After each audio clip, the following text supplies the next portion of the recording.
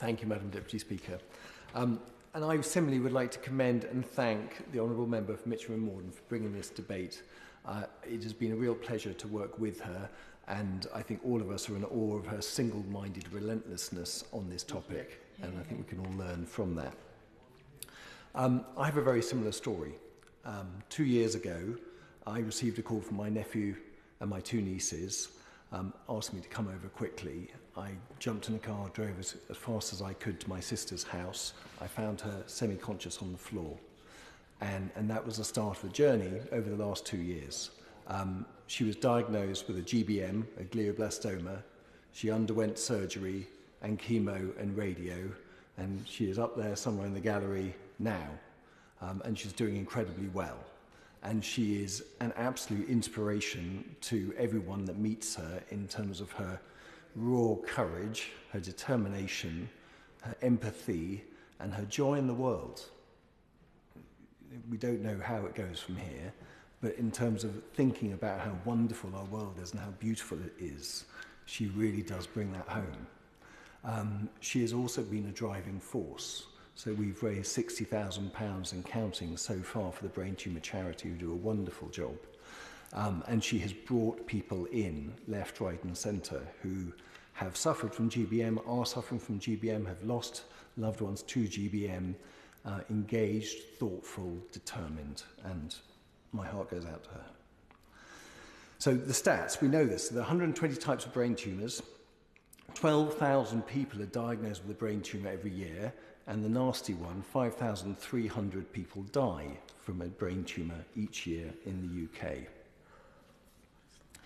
This government, or the government, sorry, in May 2018, announced a research fund on the back of Baroness Tessa Giles' death to research fund £40 million to encourage new research into brain tumours administered through the NIHR. And on that day, the then Health Minister, Jeremy Hunt, said, "At this agonising time, I hope her family can draw comfort from the fact that her legacy will be lives saved and heartbreak averted for thousands of other families." However, 3 years later, in May 2021, the then Health Minister reported that just 8.8 million of that 40 million had been allocated for dedicated brain tumour research. And 3 years after that, in March of this year, with a new government, spending to date was just 11.3 million of that 40 million, which has been spent directly on brain tumour research. But concerningly, there was a little bit of text added after that, which says, plus an estimated 31.5 million infrastructure.